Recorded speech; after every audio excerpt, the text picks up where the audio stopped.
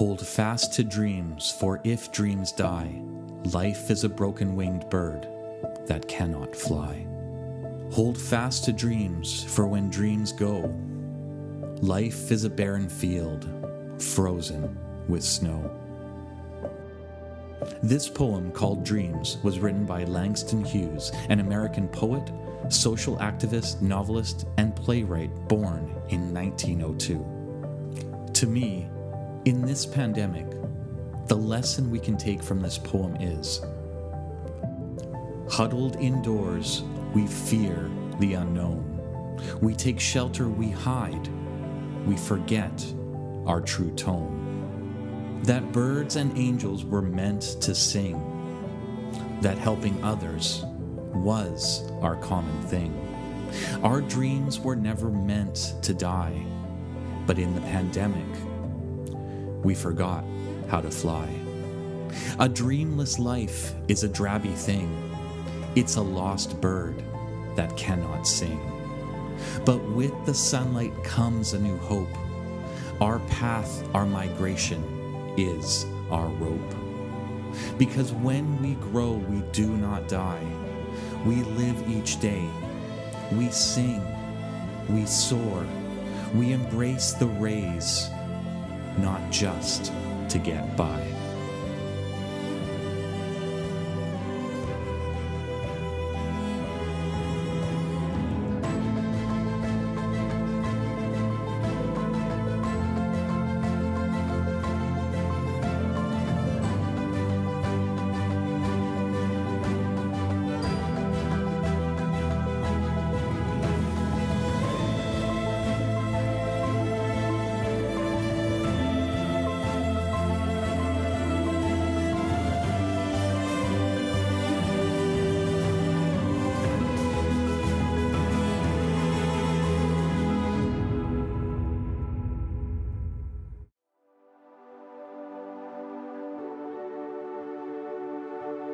Welcome to the Authentic You podcast, a mixed potato salad production with your host, Goran Yurkovich. In today's episode, we interview an award-winning and Juno and WCMA-nominated Canadian Indian classical musician and maestro known for playing the tabla while singing Ghazal, a gift predestined for only a few souls every millennia. This by far is one of my favorite interviews of season 1 because Cassius Khan is a man with a deep, meaningful, and poetic view of life. And I love this episode because we get into so many important topics. We go personal and discuss depression during the pandemic, how Cassius overcame his darker days to get back to his music. We talk career advice for those thinking of changing their jobs or careers today. We look at ways to reduce your post-pandemic burnout now and how to become more resilient in the days ahead. We'll talk about where inspiration comes from and how you can tap into more of your own. Plus, we get into reincarnation, racism in Canada, Maslow's hierarchy of needs, the problems with the Canadian and international music scene and music classification system, and one surprising solution that I think will work in just how sharing our lunches can help reconnect and heal the world. After this interview, we have a special treat for you. You'll hear a song and collaboration by Cassius which demonstrates the complex system of scales and rhythms that he's somehow able to put all together for not just our ears to enjoy, but as an offering of connection with a higher power, a divinity that sometimes we choose to ignore. After the interview, I hope you'll take the time to sit back and embrace the music and the feelings that they stir. In this interview, we focus not just on the music, but on the journey of life, that birds were meant to sing, and that each of us has an opportunity, a duty, to the expression of what is already there in our own hearts. We discuss what it means to not just live, but how each of us can learn in our own way what it is to remember how to fly. Okay, hi everybody, welcome. I'm very excited about today's interview because our discussion today is with an incredible talent in Indian classical music. Cassius Khan is a Juno and WCMA nominated Canadian Indian classical musician known for playing the tabla while singing. He's mastered the ability to sing Ghazal and play the tabla simultaneously. Cassius's repertoire and trademark sound is something all to his own, which also includes, and you may need to help me with the pronunciation for this one, the Taranam ang Gayaki. Yeah, so Taranum ang Gayaki. Okay, there. Okay. I won't try that. But so you can explain what that is. Yeah. And Cassius has provided some audio recordings, which we will discuss, which you will hear during this podcast, which express truly his unique trademark sound and style. Cassius Khan has been crowned as the chief architect in in this rare style of performance and was crowned Ustad or Maestro in the 2016 fifth annual Mastari Bangam Festival of Indian Classical Music and Dance in New Westminster, BC, Canada. So there's many accolades. Cassius, as I was researching who you are as a musician, there are many accolades and recognitions, but this is only a 40-minute to 1 hour podcast, so we'll see what we can get through during this chat. You have a very interesting story as well, and to top it off, Cassius is also a great storyteller, so I'm really excited to have this chat, and so please everyone help me welcome Cassius Khan to the podcast. Thank you so much. Namaste. How are you? How's everything? Doing very good. We have had some stormy weather. Yeah, that's right. And the leaves falling in the back of the tree of my house, so they're kind of falling. It's good. Yeah, it's good. It's a good. It adds to the scene. So this podcast, as I've mentioned earlier to you, Cassius, this podcast is all about empowering its listeners to reach in and take a look at who are they really? Who is the authentic you? What are the things that maybe you need to be doing a little bit more of to add a little bit more resilience and joy and peace in your life?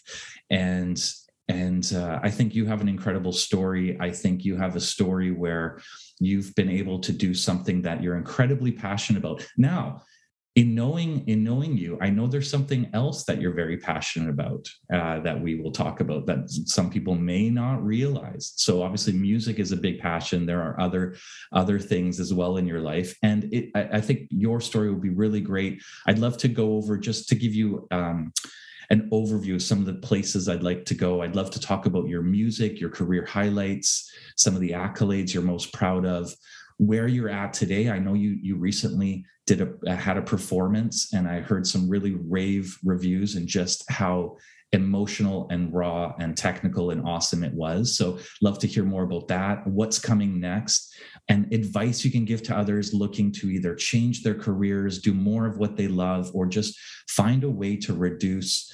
the bad and increase the good. Just reduce that burnout that's going on today. And so I'm going to start with sometimes it's a simple but sometimes difficult question.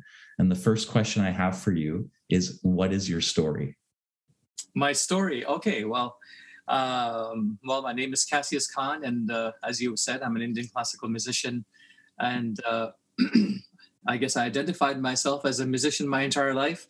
But there's a lot of other facets of my life too that people are not aware of. For example, you can see it. One of them is Grant Fuhr. I'm his biggest fan. I used to play hockey. I was a goalie, and I played for many years. And he was my inspiration. And I tried to act like him and talk like him and be like him when I was a kid. And so I think he had a great influence on my life as well, just because he was this superstar, and it was just amazing to witness someone of color playing in goal and, being this superstar for the rest of us, showing us that, anyone can do this job. All you have to do is put your heart to it. And so when I went into music, I took the same principles and just did what I had to do, kept my head down, And just like Grand Fear always kept his head down, never created a fuss, and I did the same thing. And just started off in a career which was a very difficult road right from the very beginning. So I started, learning music and getting into all that, and met some incredible people through my journey. And just one question to take it back. So tell us about. So where were you born, and then where were you raised? Let's maybe start we with won't go that far. Let's go back a little bit. Yeah, just because I think childhood, our childhoods, the formative years of the teenage years, they play a big part in who we end up becoming. So right. So I was born on a small dot on the map, that you can't even notice. It's the islands of Fiji, which is in the South Pacific. Wow. Between Australia and New Zealand. There's a small couple of dots, and then dotted by 300 other islands around it, which are some inhabited, some not. And so I was born there on the 7th of June, 1974. And my name, how I got my name, Cassius Khan, is my father was watching the boxing match between Cassius Clay and I think it was Larry Holmes or something like that. Okay, yeah. Those days, men were not allowed to go to the hospital when women were giving birth. It was kind of the rule. So, they're like, no, not allowed to be here. So they were all glued in front of the TV because everybody was nervous because, my mom had a very big bump when she was pregnant. Right. Yeah. And so people were concerned, and I became subsequently, a cesarean birth because I was a 12-pound baby. Wow. Wow. So my dad, in the humdrum of things, just like Cassius Clay, the fighter, this big kid. And hence my name became Cassius Khan. Khan is my surname. And so I've been carrying that surname the entire time. Amazing. Yeah. Then, my dad had immigrated to Canada when I was 4 months old. So I only lived in Fiji for 4 months. And then we came to Canada. And coming here was, it was a new experience in the sense that, we grew up here in Canada. We were living in Edmonton at the time. And there was lots and lots of, family around us because my father's two sisters were living here. Yeah. And, from a very young age, my parents were always talking about how I would always be singing or playing something, whether it was my mom's pots and pans or if I went by the washing machine or if I went by the fridge. And I was always humming and singing. And then my father had some instruments at home too. So he had a harmonium and a tabla and a dholak and all kinds of. And dholak is a drum played sideways. So I was constantly pattering on these instruments, and they kind of noticed that this kid's kind of in rhythm. And even if I would play the harmonium a little bit, my voice would match the keys of the harmonium. And they're like, oh, that's kind of odd. This kid is pretty musical. And I would make up little songs when I was a kid. And play while I was singing, whatever. And that's when my mom and dad realized that I have some sort of a special gift. And so they introduced me to their friend, my father's friend. His name is Rukhsar Ali. And he had gone to India to learn tabla from one of the greatest maestros. So when we touch our ear, we pay homage. When somebody grabs your ear. So we pay homage to our masters whenever we touch our ear. Sometimes people notice if I'm playing the tabla, sometimes I'll touch my ear and then I'll play something. And that is to indicate that this was taught to me by my teacher. And your teacher or your guru is the only one besides your mom and dad who can shake your ear and say, behave or learn this. So, so the great musician, Ustad Latif Ahmed Khan, Ustad means maestro. And Latif Ahmed Khan was the leading maestro of the Delhi Gharana or the Delhi school of tabla playing in India. So he was the master, the grandmaster. So my uncle, who I call Uncle Rukhsar Ali, learned from him. And my father said, well, can you show my kids some chops? And subsequently, that's how my life began. Wow. At what age was that when you started? I was pretty young at that time. I was only 7 years old when he first kind of helped me with a couple of things, and that was it. When we were 9, my parents had moved us back to the islands of Fiji for a little while. And so there were some complications there on why we had to move. But we moved back to Fiji, and we lived there for about 4 years. And in which time, I wasn't very good at speaking Hindi. I only spoke English. So going to Fiji was another shock, because I went there and I'm in a country full of Hindi-speaking people, and I didn't know how to speak Hindi properly. So I learned quite quickly. Then I also learned how to write Urdu in school. Urdu is the poetic language in which I sing ghazals in. So that came very handy for me. And there, my father's brother-in-law was very much a scholar and really loved music. And so he wanted me to learn the bansuri, or the flute. He said, you should learn this instrument because it'll help with your breath control. And I remember every single time I would sit down and start playing, somebody would come and snatch it out of my hand because I sucked. They're like, this is not for you. And, so subsequently I kind of let that go. And then there was another maestro who had come from India. And it was a cultural exchange of some sort. Yeah. And so he came, and then my fupa, who I call my uncle, the fupa, he took me to him and introduced me to him, and said, this kid, he's got some talent.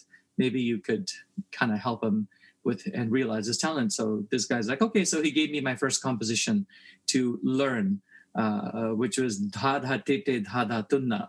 And this was something that he said, well, work on this and stuff. Then I asked him some more complicated questions, and then he showed me a few other things and said, well, why did you learn this? So that was a very short period of time. And then it wasn't until we moved back from Fiji that in the meanwhile, I was listening to a lot of music and getting my ears tuned to different ragas or different melodic intonations.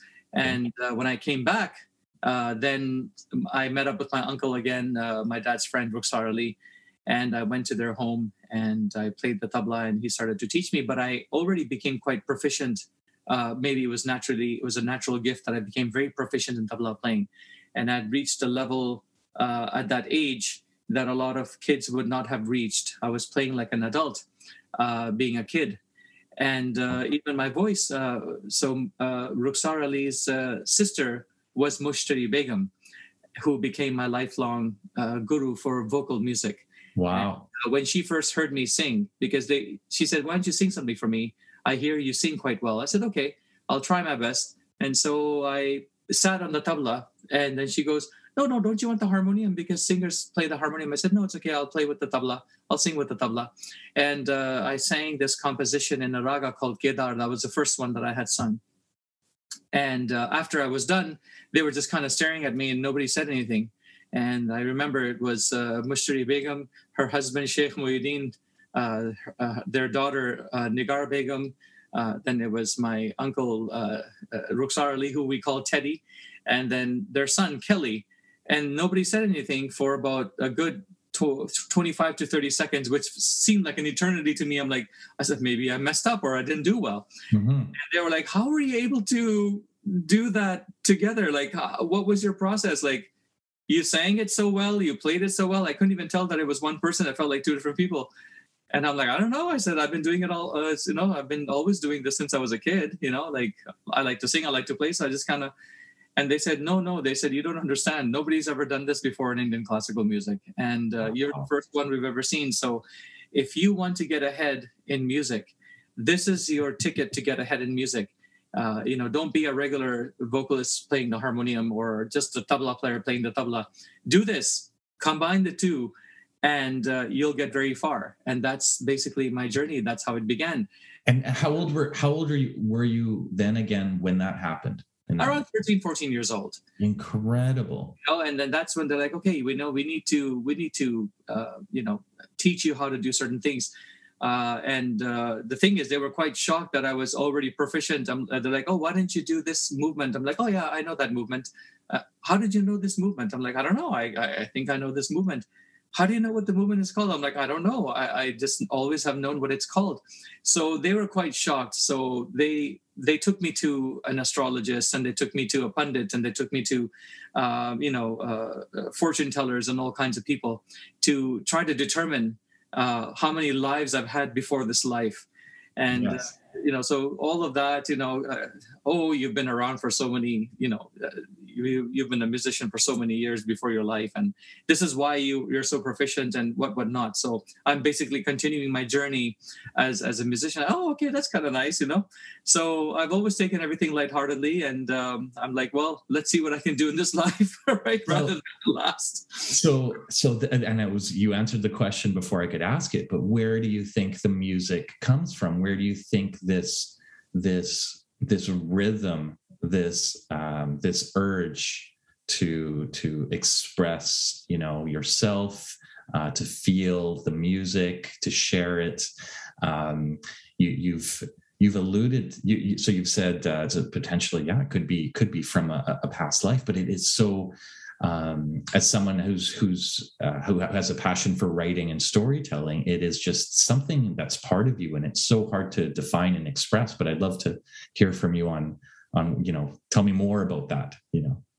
Oh well, I mean, so I was quite young, and when I was told that there's a likely possibility that you may have inherited this from a past life. And then they asked me to start doing certain rituals, sitting in the center of a circle and, lighting candles and trying to see, where your life has gone. So I've spent some time with, these witch doctors and soothsayers and all kinds of people when I was a kid. Amazing. And there was a time for a little while where I actually had an ability where I could see very far into the future. So people would come up to me and ask me, like, I remember, when my gurus found out that I had this certain thing and it was weird because I could tell somebody, and it was for a very short period of time, but I could tell people when they would die, the exact date, or I was able to tell people what was going to happen before it happened. And I had this premonition that I'm like, I think there's going to be a car accident on this road. And next thing you know, there was a car accident on that road or something weird like that. So I had this weird ability and it's gone now. It just came and left as quickly as it could. But I sat in the center of this circle when I was a kid. And when the soothsayers had lit all these candles and told me to do some deep breathing and some chanting, where did this come from? Where did your talent come from? And all of a sudden I had this weird ability for some reason, which, in the beginning kind of scared me because I'm like, this is kind of weird, but it disappeared as quickly as it came. So I think that this must have come from a past life because I do believe in reincarnation. I though I was born in a Muslim family where, we don't believe in all this stuff, you don't believe in ghosts, you don't believe in this, you believe once you die, you go to heaven and you're with God. And I was like, no, that doesn't make any sense to me. So I've never believed in religion, which was, quite painful for my mom and dad, because they were quite religious and I wasn't. So, but, so sorry, go ahead. Yeah. So, so basically this is what I believe, that it probably came from some past life. And I've had a lot of pundits and soothsayers and witch doctors and witchcrafters who have told me that, like your life has spanned, this many hundreds or this many thousands of years, prior to, and you're one of those people that will come and go and, you'll keep on, you'll keep coming back and back. So they started doing some research too, like who else played tabla and who else sang. And there was a blind musician whose name was Akbar Ali, who was not a well-known musician, but he was blind and didn't live a very long life, but he had the ability to play and sing. So they believe that maybe my soul came from this person sometime in the 16th century. And so, so it's like, okay, well, I don't know. I mean, we'll see what happens, right? So that's fantastic. I love it. I absolutely love it. So is this then at the age of 13, as you're singing and playing tabla at the same time, and you're doing it as if, and you're not aware of how unique this talent is, and it's being expressed on the faces through silence for that 25 seconds or so.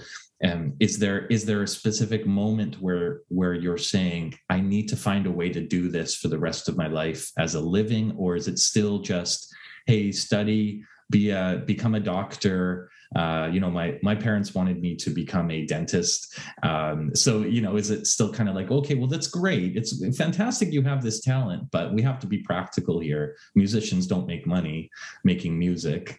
So at what point does music become, it feels like it's a centerpiece in your life at a very young age, but there's all these other pushes and pulls. There's these, we talk about the authentic you, but we get pulled in different directions in our life to satisfy other people's needs, societal needs. Tell us a little bit about how did you manage to make music a centerpiece in your life? Well, that was the difficult part, because coming from a family in which, academics and, there's always this, especially in an Indian family or South Asian family, there are three professions: doctor, lawyer, or, scientist or something like that, engineer, doctor, lawyer. And that's the only three things they look at. And my parents were, of course, one of them. They always wanted me to become, a lawyer, and then they want me to become a doctor. And the thing is, you're limited by your abilities academically, right? And yeah. I'm like, that's all good and all. So my parents were very adamant, even when I was in school. I mean, I did quite well when I was in school, but I didn't have any interest in, becoming a doctor or a lawyer. I always, since a young child, wanted to be something like an artist or a creator of something. But it wasn't until I realized this talent of my music and, being around my, people who can nurture me and understand music. Because remember, prior to that, I mean, they were just family members. Oh yeah, you're good. But I never really had a professional actually assess me and say, hey, this is something unique, until I met my gurus who are professionals. And they said, oh my goodness, you have the potential to be, to make this into a lifelong, this can become your career, this can become your life. Right. And, then my parents became very threatened by the fact that I was becoming a musician. There was a lot of friction in our household. I think that kind of tore, between my mom and dad and me and the family. I think it kind of tore us apart, because I was very adamant to follow my own path. And I was basically breaking the rules and the traditions of the family by not adhering to whatever they wanted me to do. So they kind of looked at me as I was some kind of maybe some kind of an upstarter or a troublemaker, or became rebel. Yeah. So even in their community, the parents would refuse to allow their children to hang out with me, because they said he's a bad influence. Don't hang around with him. He's a bad influence. And I became the child who was a bad influence. So I was looked down upon in my community rather than being lifted up. And that was in the Muslim community. However, in the Hindu community, I was, in the Sikh community, they just love me because, of course, you go to their temples, you play tabla, you sing their hymns, you go to the gurdwara to play the tabla, and they just love me because, I had no religious hang-ups. I didn't care who you were. You could be purple as far as I was concerned, and I would still, be as devoted of a friend and, and be there for somebody. And so I started playing in temples and gurdwaras and churches. Growing up, I would play with everyone, and so that's how it began. My parents were getting more and more upset that I would go to these places to play. And so it just kind of became that, I kind of found my own way. I left home and did my own thing and started to work in music more, became a very wild child kind of a person. And, I still went to school, but then when I got to university, my father wanted me to become, he said, you have to go into the sciences and this and that. And I'm like, well, I'm not going to do that. So basically, he's like, well, then if you're not going to do it, then I'm not paying for your education. So I would work 5 menial jobs and music to save up money 1 year, then go to university the next year to pay for the tuition, and then work again another year. And then subsequently, it took me 8 years to get 1 degree. But you know what? I mean, I did it on my own. I'm very proud to say that I did it on my own. It was just a Bachelor of Arts degree, majoring in English. I don't think I could even flip a burger with that degree, But it's okay. I mean, I did it because I wanted some sort of an educational background and not just be an uneducated person. I wanted to enjoy that. I wanted to experience a life of a post-secondary student and do all that. but I had a unique life. So one year, it would be working in music and touring and doing whatnot. The next year would be going back to school and then working in music. And so I did that. And, so subsequently getting 7 Dean's vacations. So I just kind of went my own way. My family, they were always, even to this day, my mom and dad are still like, oh, when are you going to get a real job, So we don't meet each other as often. I mean, the family and me, I mean, we do talk on the phone once in a while, but we don't really see each other as often. And I'm a different person, different life, different way of thinking. So lots I had to sacrifice in that sense, to become a musician. And so there's an element here that you're alluding to is, I think it's a vision, it's a singular focus, and it's also the just one foot in front of another determination and resilience that I think we need so much of today, especially in this pandemic world, post-pandemic world. There is another she's a radio host and podcaster, Lori Brown. I'd listened to her or a podcast of hers recently, and she quoted a musician saying, in terms of the pandemic and all this stuff going on, what happens when you look down a spiral and all you see is more spiral? And it feels like that, this Groundhog's Day and this spiral thing where there's no end in sight. So tell us about, where does this strength and this focus and determination come from? And what can you advise to others if there's something that they want to spend more time doing? Say they're working 60 hours a week in their job, or say maybe they're not. Maybe they're only working 40 hours a week, but they're still not able to find a way to do that other thing. How can you advise them on that, the deep work, the resilience, the determination that maybe it takes to do something that really the odds can be stacked against you, but you still need to keep going and keep your focus? Yeah, well, I mean, that's a very interesting question, because even during the pandemic, I had lost my way as well. I'm not going to lie. Yeah. For 4 months when the pandemic hit, I mean, first, I lost all my concerts. I lost a couple of tours. So I became very depressed. So for 4 months, all I did was lie on the couch and eat potato chips and watch TV. I didn't even touch my instruments. I didn't feel like playing my instruments, and my instruments didn't want to look at me either. That's how I felt, because for me and for us, our instruments are living beings as well.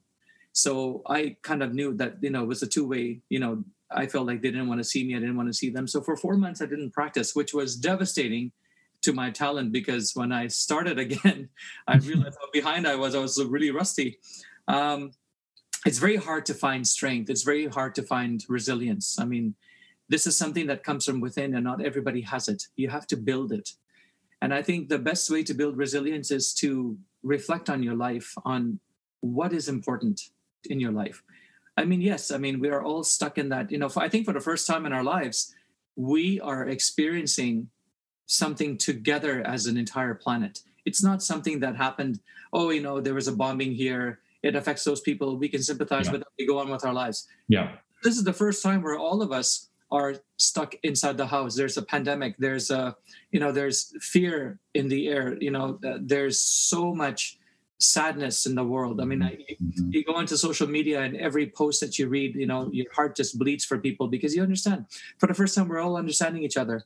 And I think this pandemic was kind of needed. I think it was needed for us as a human race, for our planet, to kind of slow down, because, we were just hustling and bustling before this thing happened, and, we were losing sight of what's important.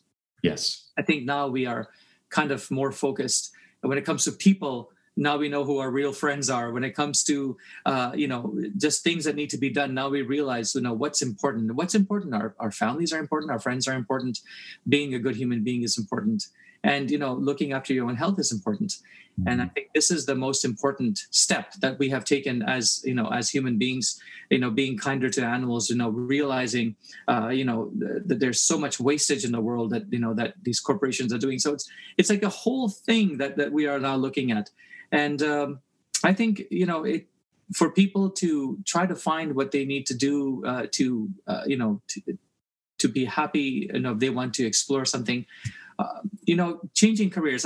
Talking about that, when you mentioned that, a lot of people said to me, "Oh, why don't you just change your career? Why don't you go back to school and do something else?" And a lot of people said this to me, and I'm like, well, no, because though the government has said we are non-essential, we artists and musicians and actors and painters are non-essential. I'd like to see you enjoy this pandemic with no television, with no music, with no art. And I'd like to see you just sit and stare at a wall, because the people that you are telling to get a job are the people who created this beautiful, all this entertainment and art and music for you. And if you don't, like, people are swiping on their phones and looking at videos or looking at this, I mean, take all that away, and how would you feel? So how can the government say that we are non-essential? And a lot of musicians I know committed suicide when they realized that they were non-essential, because that's what that was the message. I also, felt very low. I had to realize, because I do have a lot of resilience. I do know that. I have a lot of strength. I know that. So it just took some time for me to conjure up enough strength and say, okay, 4 months is a long time. There's still a long way to go. And all we have to do is just, get back into it, and keep working, keep your head down and keep working. And so I started doing that again. I think for other people, it has to come from within. Yes. Yeah. We can tell people as much as we want, oh, you should do this, you should do this. But really, I think one's experience itself will determine on how strong they can be. It's just your experiences in life. I mean, you can't be told in that sense. That's one thing I realized when people were like, "Oh, you should just get over it, and go get another job, go back to school. Maybe this wasn't for you." I'm like, no, that's not how it works, right? There's these roads that we go down, and as we get older, as we get wiser, we learn there's a lot more that we don't know, but there are a few more certainties that we do. There's things that we know for sure.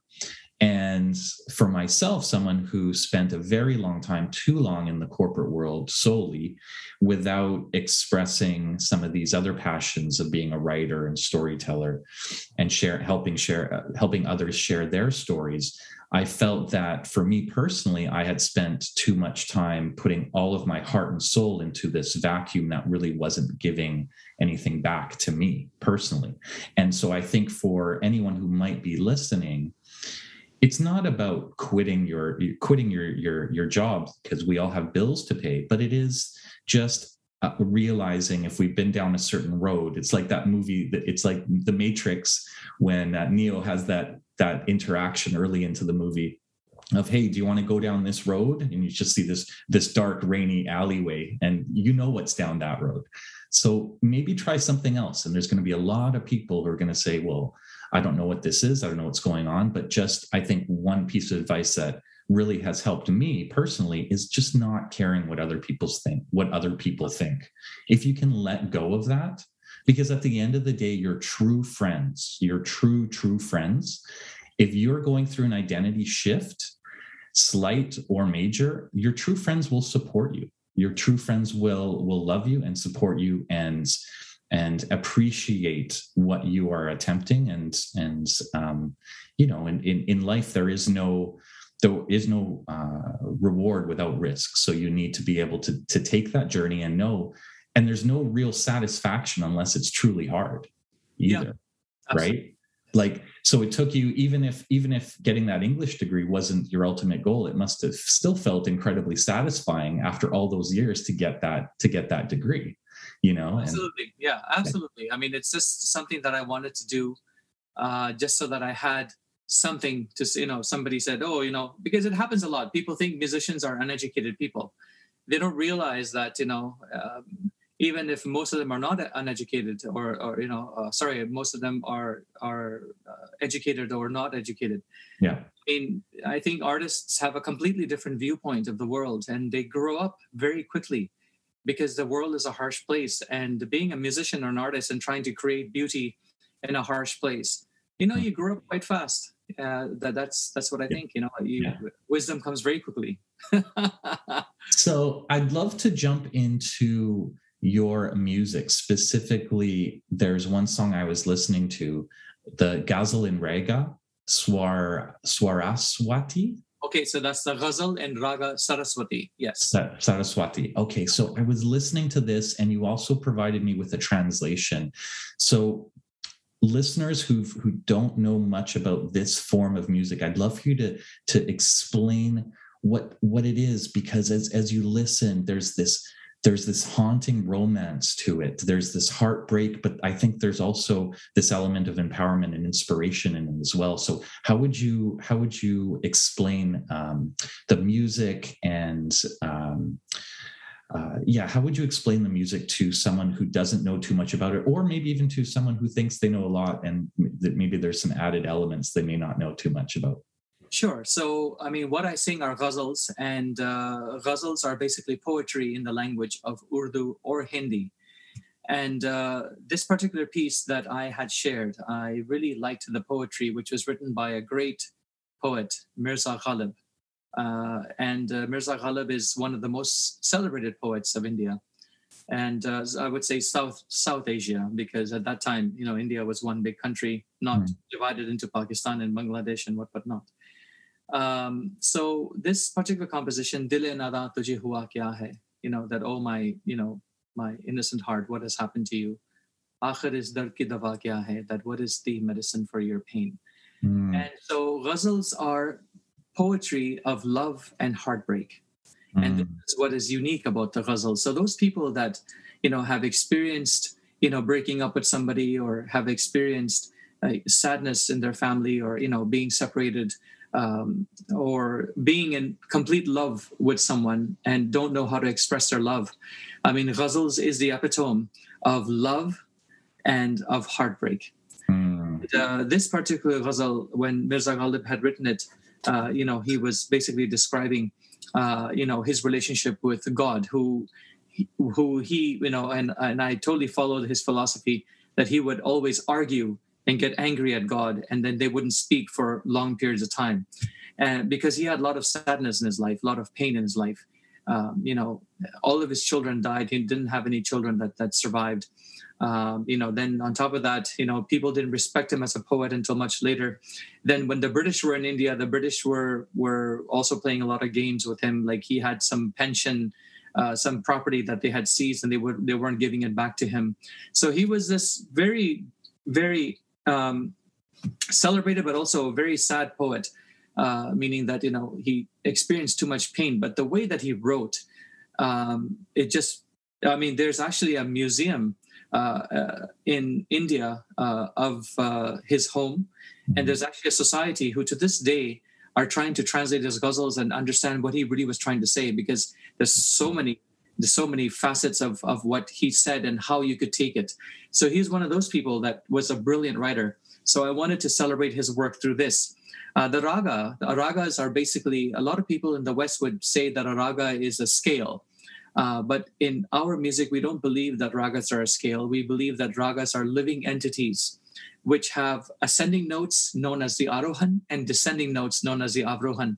And depending on how the notes are put, it's those notes that will give you the essence and the emotion and the atmosphere of what that raga is trying to say.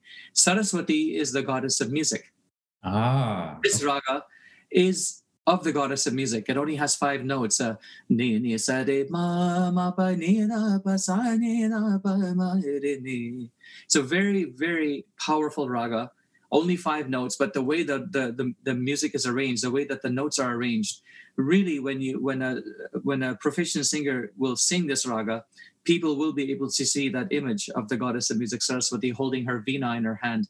So it's a very, very unique sounding raga, because I don't know what the Western notes are called, but we have the ni sa re ma ma, which is a sharp ma. Ni ni sa re ma ma pa ni ni na pa. So the ni is also flat. So it's just the way that the raga is made that provides it with that particular magic. So combining the two, so when I composed this ghazal in what I wanted to compose it, I decided to use Raga Saraswati. It just seemed to resonate with me very well in this particular in this raga. There are other musicians who have sung this ghazal, but in different ragas, of course. But I find that this has been the most effective. Even a lot of music masters, after hearing this in India, Pakistan, they messaged me and said, "This is brilliant, what you've done with this." So, I'm glad to see that, so it became one of my trademark ragas, one of my trademark ghazals whenever I present. And I get requested by a lot of people to sing, "Oh, will you sing that ghazal in Raga Saraswati?" I'm like, "Yes, I will." So, and there are a few other ghazals that I've composed, that people really enjoy. So this particular one, and of course I played the tabla and sang to it as well. My wife Amika is a brilliant harmonium player, so she plays the harmonium very well, and she also enjoys this raga. And then a friend of ours who we really respect a lot, a young child prodigy, Dr. Kaushik Sivaramakrishnan. He's a doctor now of physics, and he plays the Carnatic violin, the South Indian violin, and has come from an illustrious family of musicians.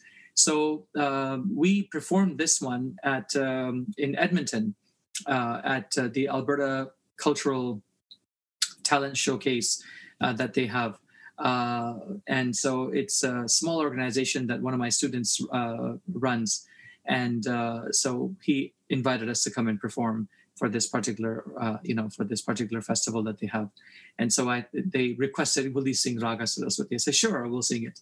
And so I thought this was the best recording. I always love live recordings, with the audience, and that's why I shared this with you. Yes. Lovely. It's fantastic. And you've touched on something which I wanted to ask you about. Yeah. If you've heard of Maslow's hierarchy of needs, we see in culture today, in famous people, in musicians that quickly become rising stars who have bright lights and then quickly flicker and burn out.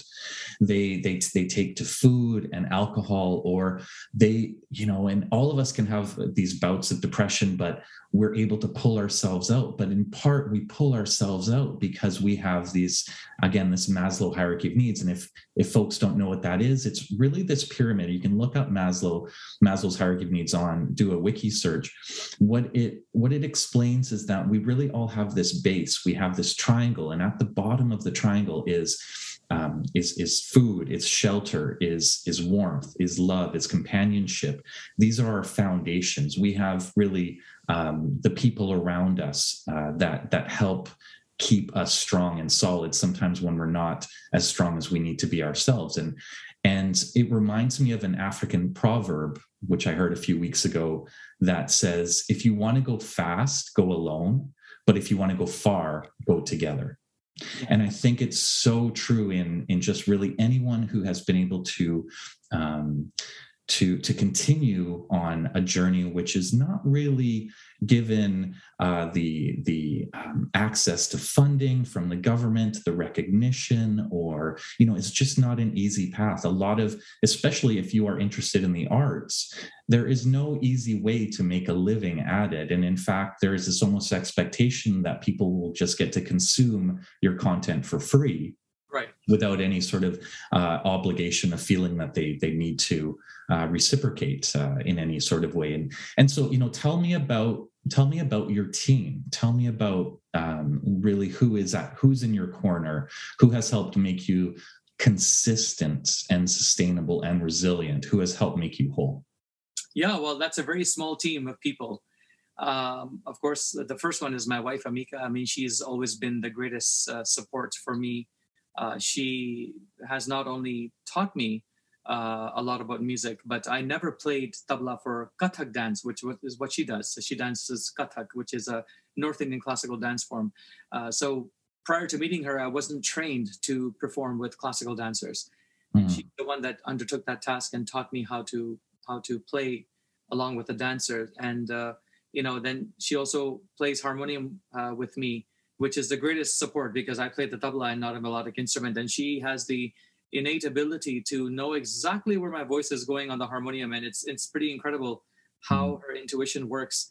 She's a brilliant artist, very complete. And, so she's always been there for me right from the first day I met her.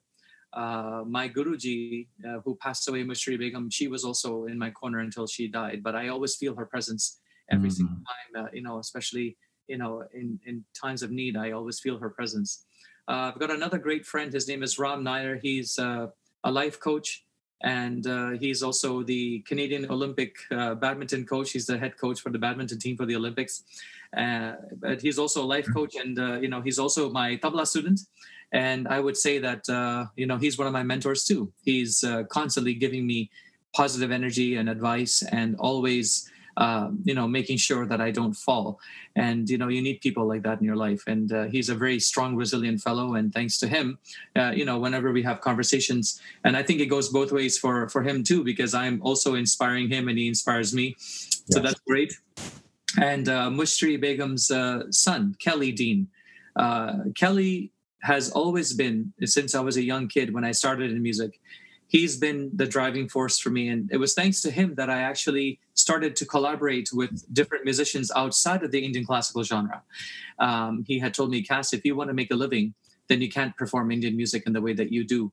You're going to have to take a full circle, go and start working with other musicians, because Canada was so closed, and still kind of is when it comes to world music, and when it comes to funding, when it comes to support. Our country is not known for supporting musicians in a very good way. So the artists have to kind of go to the United States, and once you become big there, then Canada kind of, you're ours kind of a thing. Right. So there's always a tough relationship, and I've had a very tough relationship with the Canada Council of the Arts. They've never given me a grant in the entire time that I have been a musician.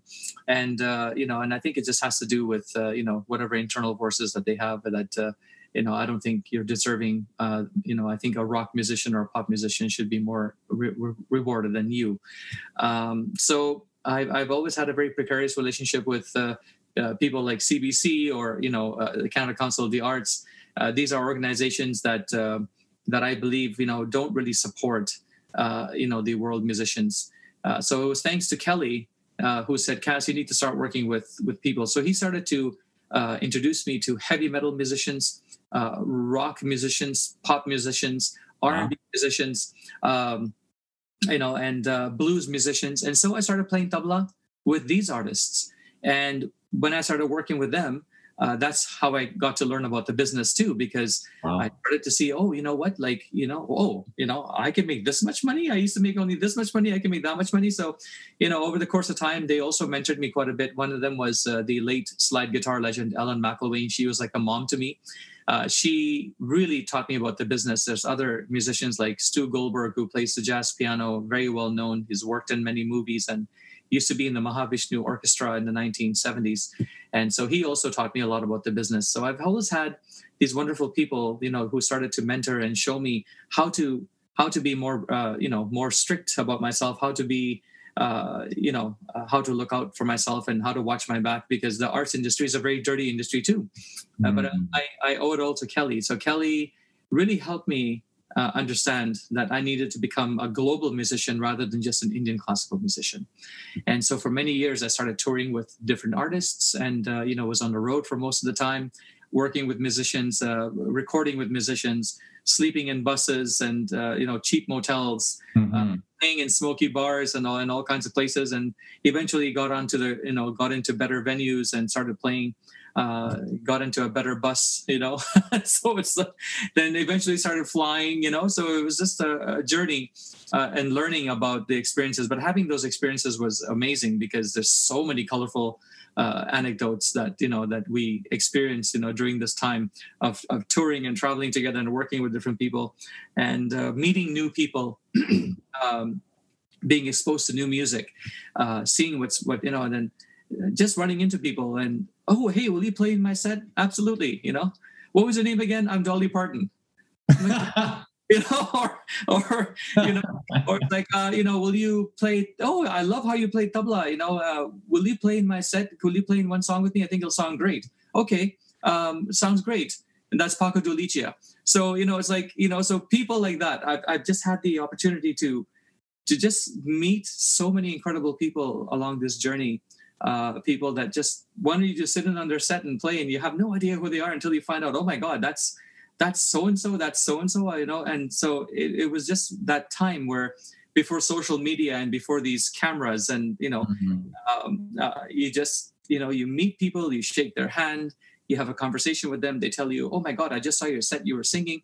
Do you think you could add a little bit of your vocals to my song?" "Yeah, sure, I'll do that." And it was just this camaraderie between musicians. We wouldn't charge each other for these kinds of jobs, right? It's like, "Oh, no, and then I'll do this for you," kind of a thing.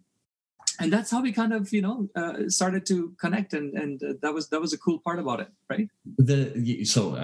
Wow. So there's so much there to unpack, but I think one of the big things that you mentioned, so you've obviously established not just your foundations, but also this other thing of just getting out there, and getting out there and meeting other people that are having a shared experience. Their own experience could be on a very different, come from very different places, but now you're finding yourself with them and interacting with them and gaining strength from doing that. And this is really another element here is empowering yourself is also building your network. It's really finding a way to get yourself out there. And it's one of these things where I think we're in this really amazing space. We can talk about all the negative elements of the internet and social media, but if you can put a filter on and avoid the auto feed from YouTube or Google or whatever, and just know specifically what you're looking for, you can reach out and have access to so much information.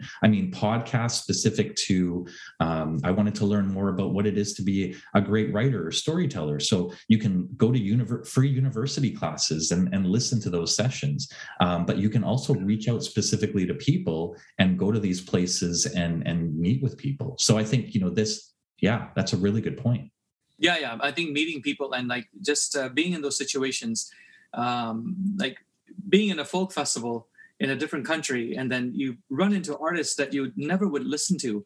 I remember years ago, collaborating with this drum and bass, duo from Sweden.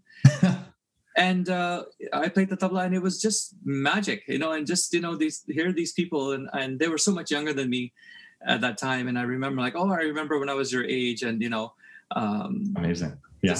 Just being like that. Right. And so there's so many things that people have asked me. One of the biggest questions I get is, your hair is like that, why do you have your hair like that? Is it because you're a musician? I said, no. I said, actually, I'm I used to be when I was starting out in music, I didn't have that much money.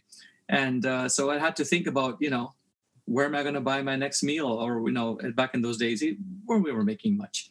Yeah. And so it's okay, well, I can't afford a haircut.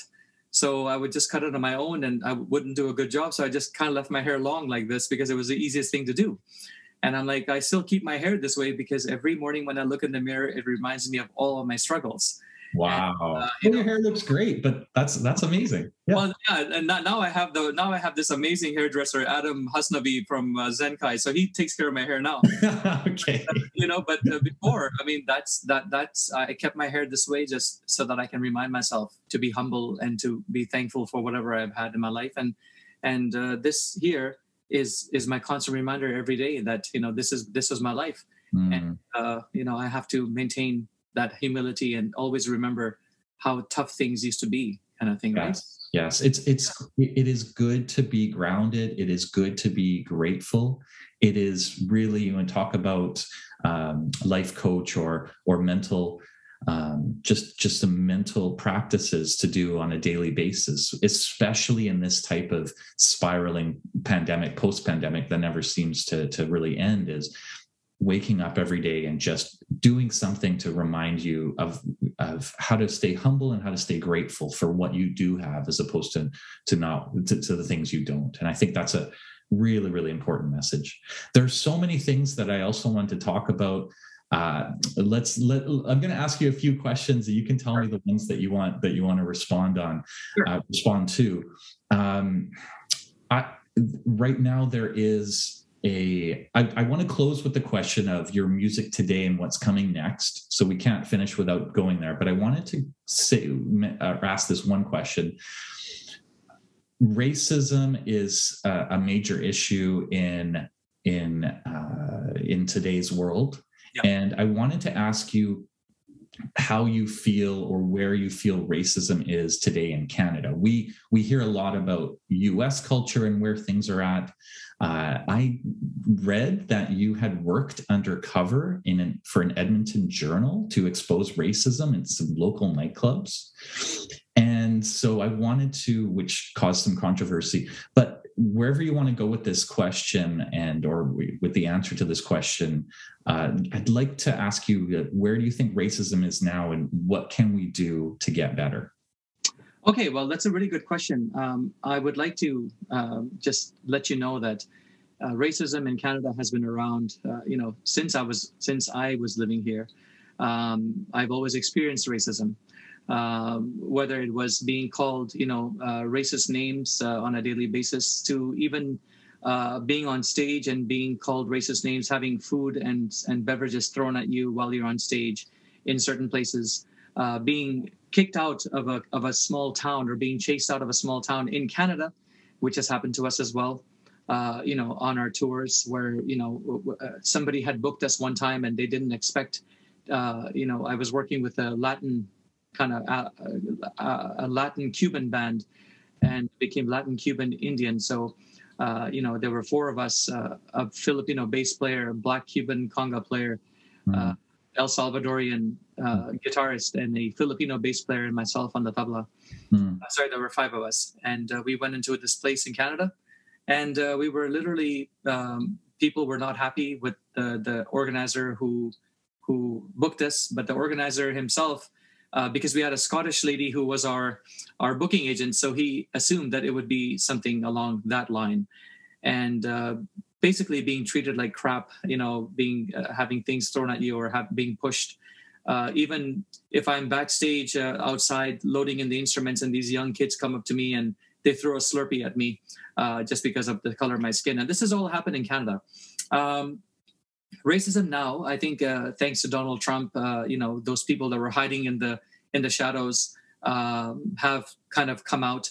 Even I would say that there have been the certain parties in our country, when under a certain prime minister, when there was the reference that there should be no hijabs and anti-hijab, and let's have the barbaric practices hotline number and everything. So things were taking the wrong turn here as well. I mean, we've experienced it quite a bit, having a Nazi symbol painted on your car or on your house, or people slashing your tires, breaking your glass, breaking into your house. So I've seen it all, been through it all. I think one of the biggest problems being a world musician, and I think every world musician will reiterate what I've said, is that Canada's music scene is also quite a culprit when it comes to a racist attitude. And for example, you have certain grants that give out grants, but only if you perform certain genres of music. And it wasn't until Prime Minister Justin Trudeau, when he became Prime Minister, and he said, "I'm going to open up these certain specialized recording programs." It was thanks to him, actually, that a flood of funding has come finally after so many years to musicians of color and to these diasporic musical genres that are not recognized. Even if you look at how the music system is based, you can have 23 different genres of blues music, and you can have 222 genres of rock music. But world music is every other musical style in the world, and they're grouped under one thing.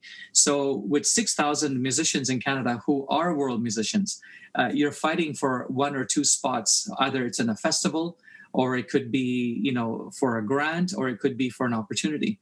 Whereas, if you look at the Western genres of music, everybody has opportunities and they're able to get very far.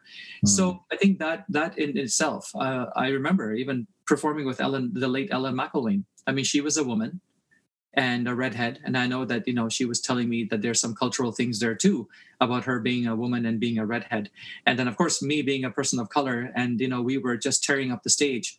But, at the same time, they gave us a really tough time. I mean, people were giving us a very hard time, people in organizations and whatnot. So, yeah, there still is that racism. And just to pause on there, or to go back a little bit, specifically on the grant program. So right now, the classification is still world. So Indian classical music is sandwiched in as world music? Yes. So we are all considered world musicians. It's a term that was created by this guy named Robert E. Brown, who was a known racist in the United States, a KKK card holder. So when he created the genres of music in North America at that time, he just put everything under world music. So you could be a Japanese musician, a Chinese musician, an Indian musician, an African musician, an Indonesian musician, any other musical style that did not fall under rock, blues, and rock and roll and whatnot, and pop and whatever, was grouped sandwiched under one thing. And that was actually created to create disadvantage and to create, basically 10 steps down, for a struggling world artist. And it still is practiced today. And a lot of us feel it's still a very racist practice that that the music industry has adhered to. And this is something that needs to be changed. Hopefully, probably not in my lifetime, but I think through more and more awareness of it. If you could, so because we have this broadcast, which will be coming out in the next week, what would you change? What type of actions, if we can get a hold of those of influence that have the power to change some of this, what specifically would you change? Well, all I would ask is that if you want to sandwich everything into world music, then I don't think that there should be any genres of pop music. There shouldn't be any genres of blues music. There shouldn't be any genres of heavy metal. It should be just one genre. Why give 222 different genres under rock music? Because you play the ukulele? That makes no sense. I mean, it should be one genre, not 222, not 23 genres of blues. Because these are the people that, now this thing called folk roots. I mean, I don't even know what folk roots is. To this day, I'm trying to figure out what that is, because it's become a new genre. And it's like, well, you're using the same instrumentation as all of these other genres of music. Whereas if you look at world music, the instrumentations are completely different. A tabla is unique to India. A koto is unique to Japan. A jung is unique to China. A marimba is unique to Africa, as are the djembes, or the congas are in Africa and in Latin America. I mean, the instrumentations are so different.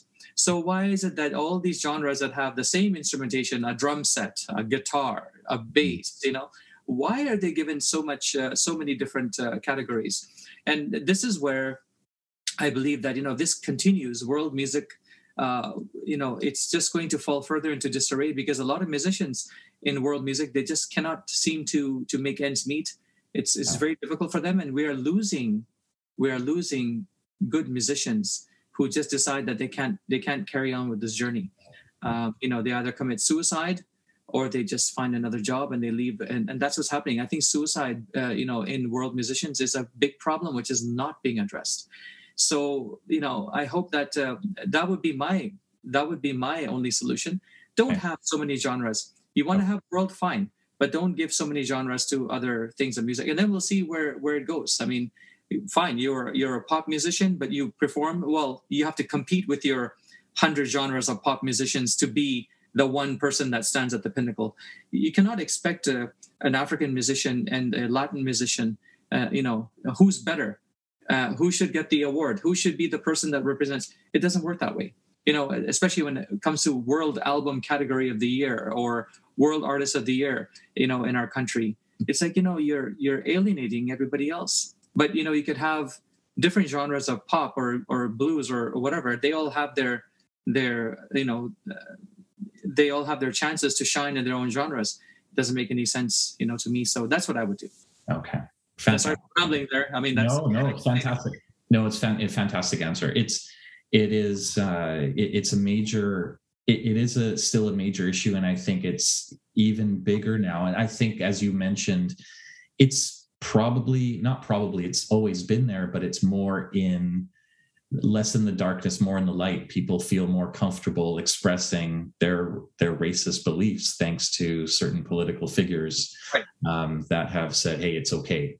Yeah. And so is there anything else more at a local level that you'd like to mention around racism, in either in schools or in just news media or anything else there around what we can do better to combat, reduce this next generation. Because really racism, I think a strong degree is learned.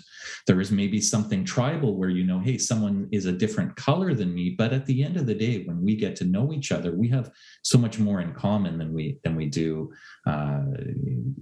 otherwise. So anything else you want to mention on that side? Well, yeah, I mean, of course, it's like, people who are realized do understand that it's not color, it's culture. Mm-hmm. That's what it is. But unfortunately, the color of the skin issue, with these people, who want to make that into an issue that, one color is superior to the other, is the dumbest thing to all of us. It's just a stupid thing, because it doesn't really matter. It just depends upon where you were born and how much sun exposure you have. That's basically what it is, and nothing more than that. And but there are powers in this world who want to make this into an issue that we are superior in whatever way, yet you steal all your resources from these countries that have made you rich. And I think that's the sad part. For example, if you talk about India, Britain looted over 1,000 trillion pounds and didn't put one penny back into India. They made Great Britain what it is today.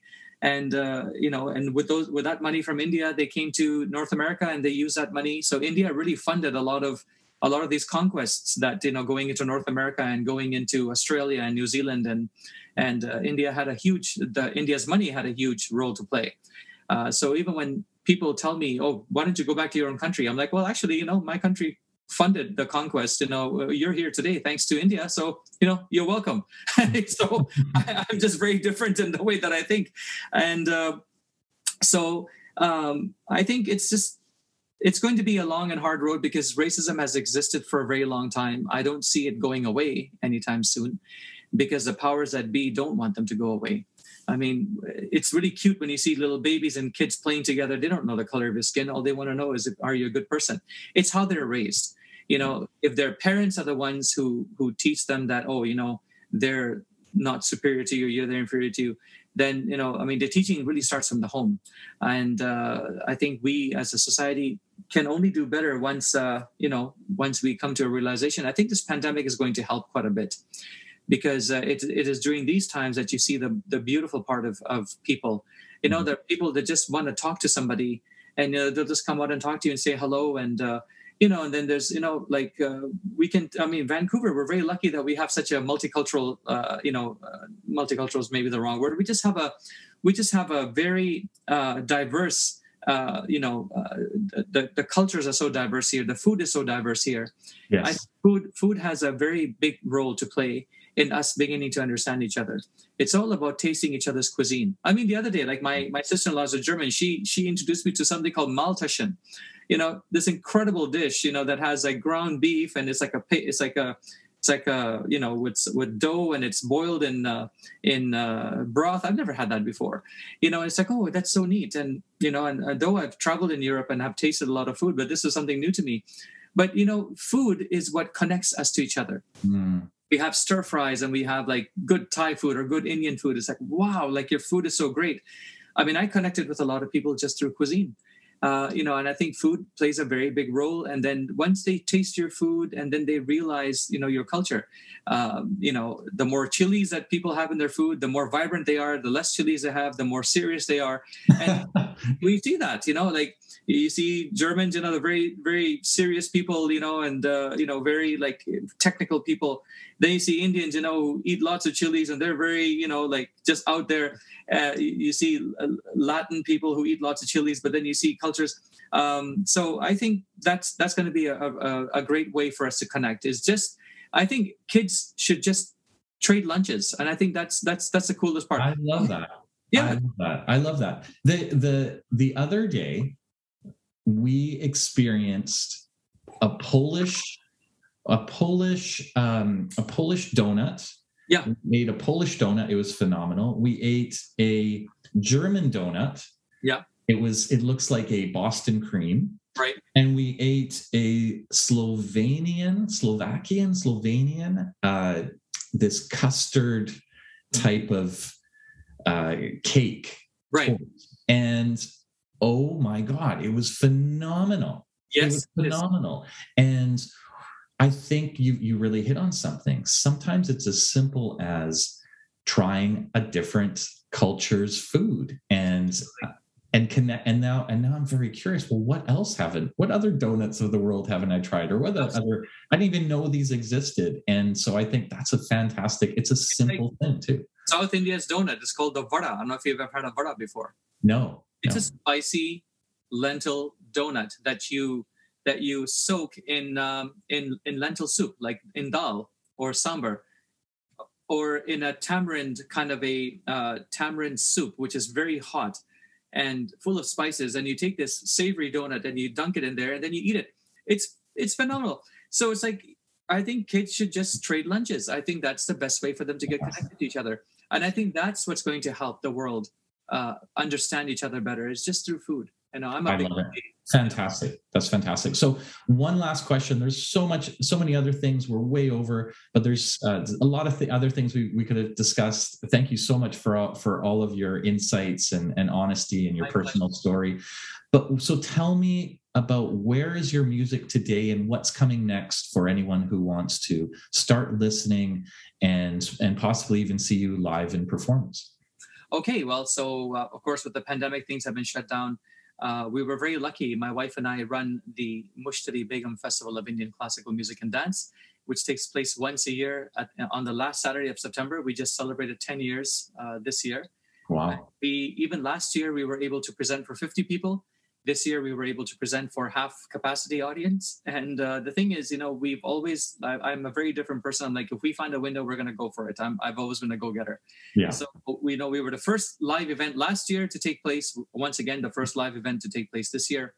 And then on November 6th, it's really cool. November 6th, I've been hired for two different organizations. One is called Coquitlam Heritage. So they have a museum, and they are featuring 1 hour performance of us in their space, which has been completely sold out. It actually got sold out. They told me within 10 minutes it got sold out. So we're doing a performance there with Amika and I are doing a performance there on November 6th from 1 to 2 p.m. Then Massey Theatre is having their open house, because the Massey Theatre has become Massey Theatre Open Spaces. They are transitioning into a completely different kind of an arts, purely an arts organization, where they promote music and art and everything.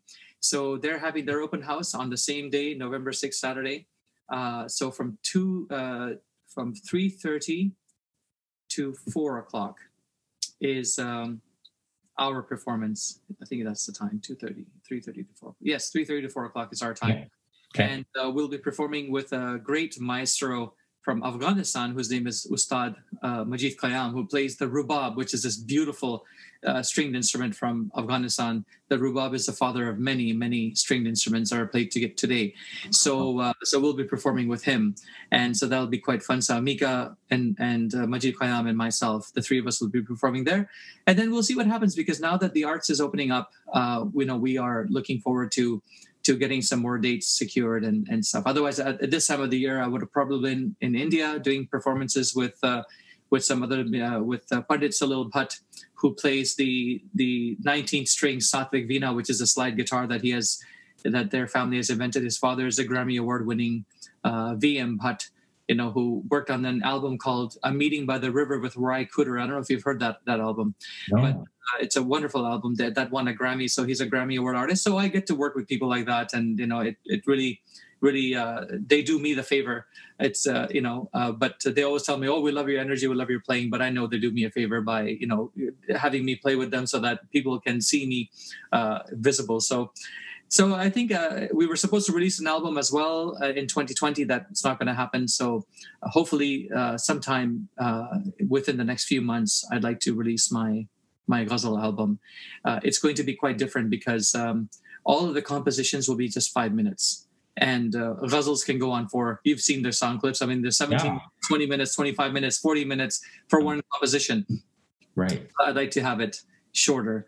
And hopefully, if the music media here would like to feature it, and then they'll probably play it on their radio, but I'm not sure, but I'll make it radio friendly. We'll see what happens, right? So there is something truly magical about this form of music live.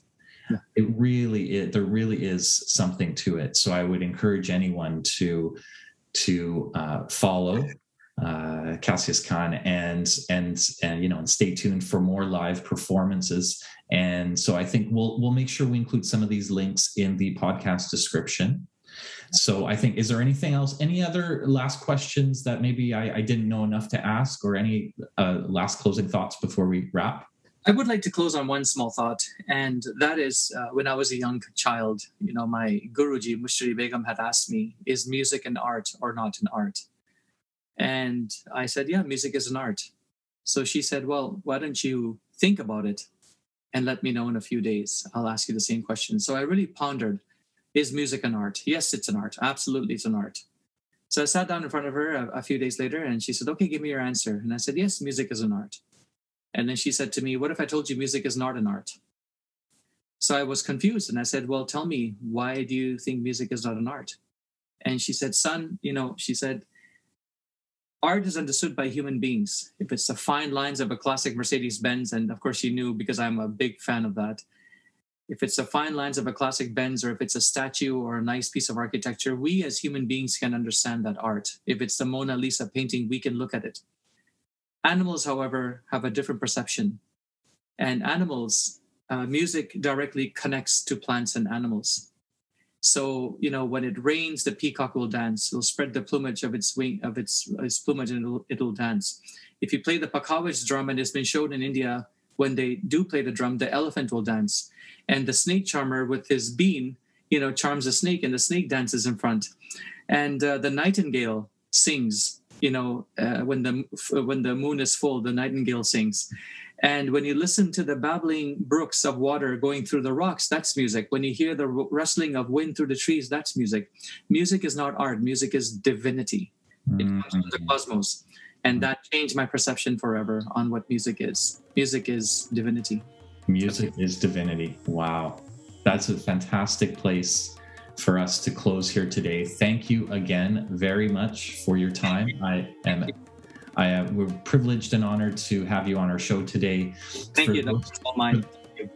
For those who want to learn more, we will share links again in the podcast description, and you will be able to follow Cassius Khan, and we will include music in this episode as well so that you have a taste of it. So until next time, everybody, take care of yourselves and each other. I hope you enjoyed today's interview with Cassius Khan. And now, as promised, here's a live performance he's offered up exclusively for this podcast. First, you'll hear Cassius Khan's voice introducing the song to his live audience. You'll hear harmonica play, and then slowly, Cassius will begin to sing.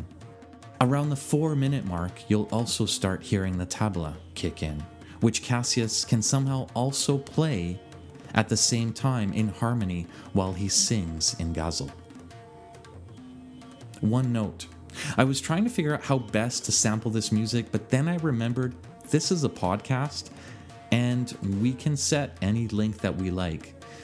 And more than that, this song, the pace, the tempo, the heartbreak, the sadness, the mystery, and the empowerment within it, I think is a reminder for all of us to slow down, to embrace our emotions, and to take the moment in. So I'd recommend turning the lights down or closing your eyes, not if you're driving, and just be in this moment. If you'd like to see Cassius live or learn more about his music and how to follow this phenomenal Canadian musician, I've included links in the podcast description and an article at The-Inspired.com. Thank you again for listening this week.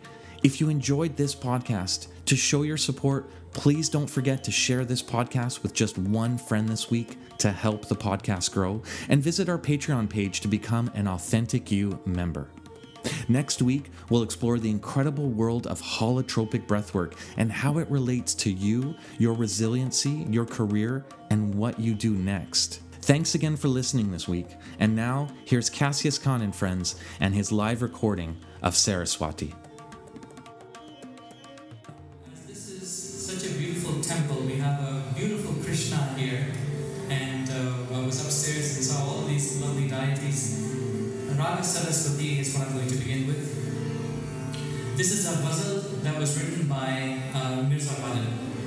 I hope you guys enjoy. And with Kaushik, just wanted to say thank you. I kind of strong-armed him. I said, please play with us, you know. And I was going to ask Deepak as well. I mean, so we'll try something. So don't mind.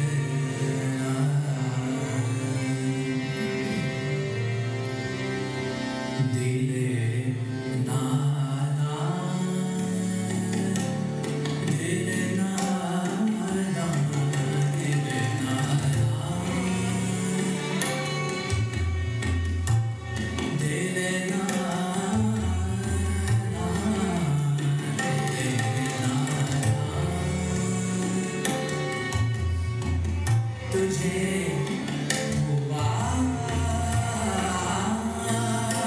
क्या